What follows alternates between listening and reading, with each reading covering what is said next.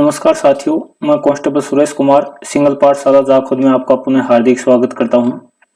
दोस्तों, काफ़ी दिनों के बाद मैं आज दोबारा लाइव आया हूं आप लोगों के बीच में और कुछ आवश्यक कार्य रहे, इस वजह से मैं नहीं आ पाया।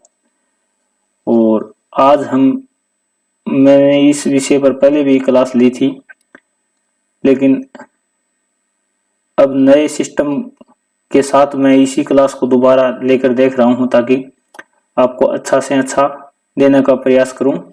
और इसी क्रम में हम पढ़ी हुई अपनी क्लास पुनः एक बार रिवीजन करेंगे। और क्लास हम पढ़ रहे हैं जैसे हिंदी साहित्य का इतिहास, और इतिहास में है आदिकाल पढ़ेंगे। तो आदिकाल में हम पढ़ेंगे आज आदिकाल का नामकरण, आदिकाल की समय सीमा और आदिकाल या हिंदी का प्रथम कवि और लेखक। आदिकाल या हिंदी की प्रथम रचना। दोस्तों, आदिकाल की होगी वही हिंदी की प्रथम रचना होगी, आदिकाल का प्रथम कवि होगा वही हिंदी का प्रथम लेखक होगा। क्योंकि हिंदी में हमने देखा है कि 4 काल बताए हैं विद्वान ने, आदिकाल, भक्तिकाल, रीतिकाल और आधुनिक काल। तो सबसे पहला काल आदिकाल है, तो आदिकाल का जैसे प्रथम कवि होगा वही हिंदी साहित्य का प्रथम कवि होगा। इसी प्रकार आदिकाल का प्रथम लेखक होगा वही हिंदी साहित्य का प्रथम लेखक होगा। और आदिकाल की इसी प्रकार प्रथम रचना हो या हिंदी साहित्य की प्रथम रचना, इन सभी के बारे में हम इस क्लास में अध्ययन करेंगे। आदिकाल का नामकरण सबसे पहले देखते हैं। तो आदिकाल का नामकरण देने वाला विद्वान और आदिकाल का क्या नाम दिया, वो नाम यहाँ। तो आरंभिक काल आदिकाल का नाम दिया मिस्र बंधुओं ने।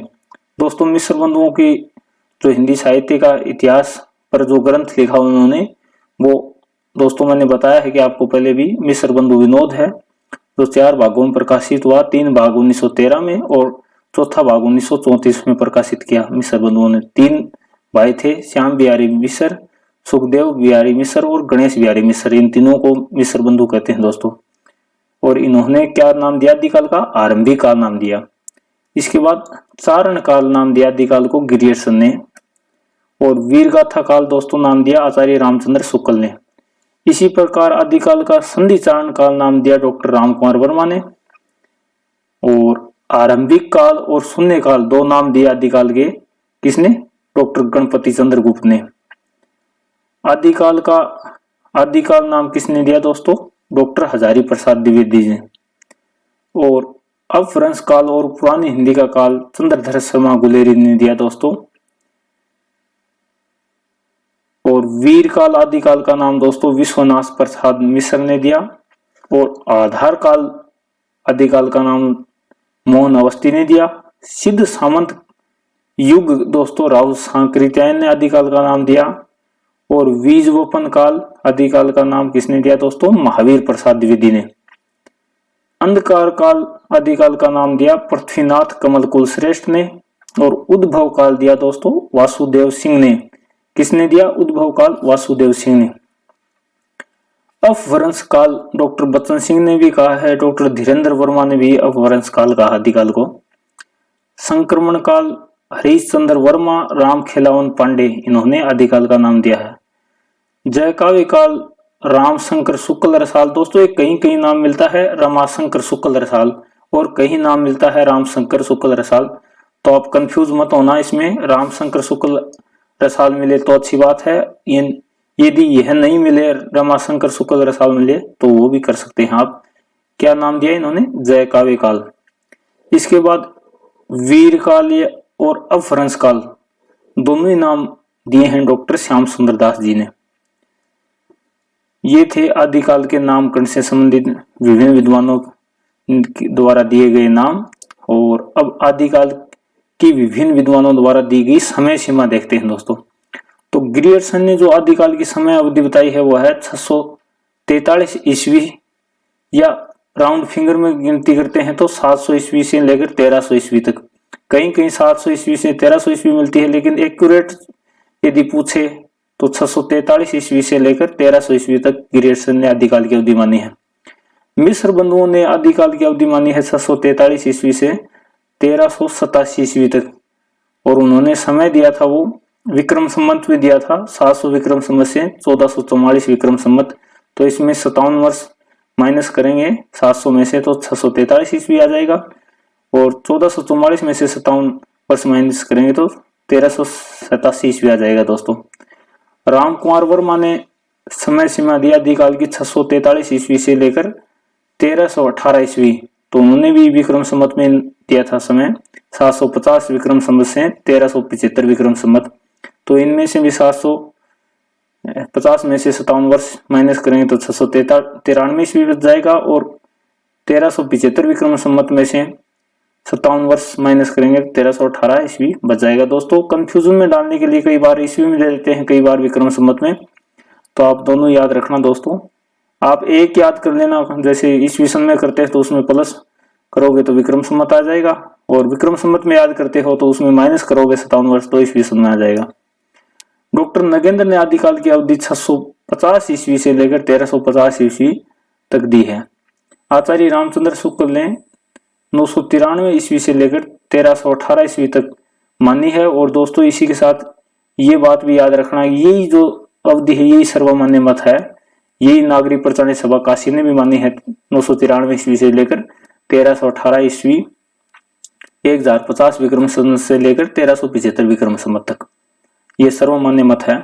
कोई यदि आपको बस पूछ ले कि आदिकाल की समय अवधि कितनी है तो 993 ईस्वी से लेकर 1318 ईस्वी सर्वमान्य मत है। हजारी प्रसाद द्विवेदी ने 1000 ईस्वी से लेकर 1400 ईस्वी तक आदिकाल की समय अवधि मानी है। गणपति चंद्र गुप्त ने 1184 ईस्वी से लेकर 1350 ईस्वी तक मानी है। हिंदी साहित्य का वैज्ञानिक इतिहास जो रचना है गणपति चंद्र गुप्त की 2 भागों में प्रकाशित हुई थी दोस्तों, आपको ध्यान होगा 64-65 में। आदिकाल का सर्वमान्य समय 993 ईस्वी से लेकर 1318 ईस्वी तक है।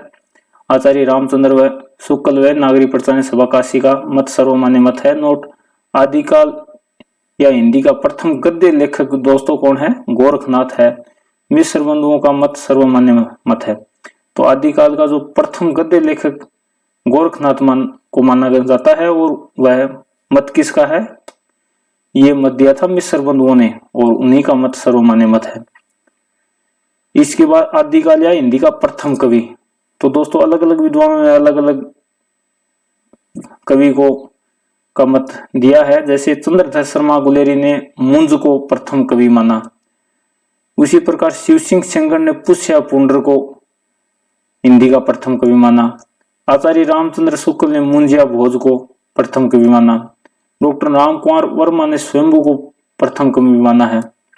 हजारी प्रसाद द्विवेदी ने अब्दुल रहमान को माना है। इनका जो अपभ्रंश का नाम अदयमान भी मिलता है, अब्दुल रहमान भी मिलता है दोस्तों, कंफ्यूज नहीं होना। गणपति चंद्र गुप्त ने सालिबदर सूरी को हिंदी का प्रथम कवि माना है। और राहुल सांकृत्य ने सरह पाया, सरोज बद्र या राहुल बद्र, सरहपा कई नाम है इनके, 32 नामों का उल्लेख मिलता है दोस्तों। तो ये सरहपा हैं जो सिद्ध साहित्य में सिद्ध कवि हैं, ये सिद्ध साहित्य में हम इनको पढ़ेंगे सरहपा को। डॉक्टर बच्चन सिंह ने विद्यापति को हिंदी का प्रथम कवि माना है। हिंदी या आदिकाल का प्रथम कवि सरहपा को ही माना जाता है। राहुल सांकृत्य का मत सर्वमान्य मत है। तो दोस्तों सर्वमान्य मत हमेशा याद रखना ही रखना है आपको। और सर्वमान्य मत ये है कि हिंदी साहित्य का प्रथम कवि यदि कोई आपसे पूछे तो किसको बताओगे? सरहपा को बताओगे। और सरहपा को मानने का सर्वप्रथम मत किसने रखा? राहुल सांकृत्य ने रखा, और सभी विद्वानों से आखिरी रूप से सहमत हैं। यानी हिंदी साहित्य का प्रथम कवि सरहपा ही है, जिनका समय 769 ईस्वी है दोस्तों।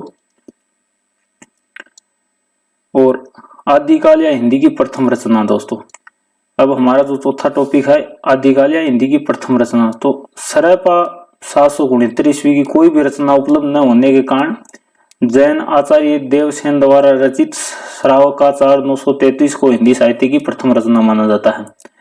सरहपा की जो रचनाएं हैं वो उपलब्ध नहीं है। हिंदी का तो प्रथम कवि है सरहपा, लेकिन इसकी रचनाएं उपलब्ध नहीं है। इस कारण जो जैन आचार्य है देवसेन, उसकी रचना है श्रावकाचार 933 ईस्वी की रचना है, वो ही हिंदी की प्रथम रचना मानी जाती है।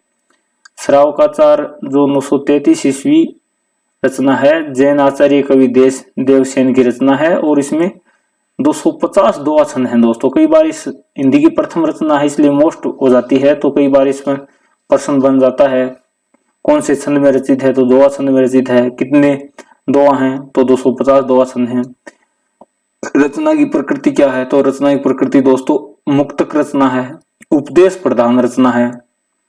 भाषा इसकी है अपभ्रंश प्रभावित पुरानी हिंदी है। किसकी? देवसेन रचित श्रावकाचार 933 की भाषा क्या है? अपभ्रंश प्रभावित पुरानी हिंदी। श्रावकाचार रास साहित्य की रचना है दोस्तों, और इसमें श्राव तथा ग्रस धर्म का वर्णन है।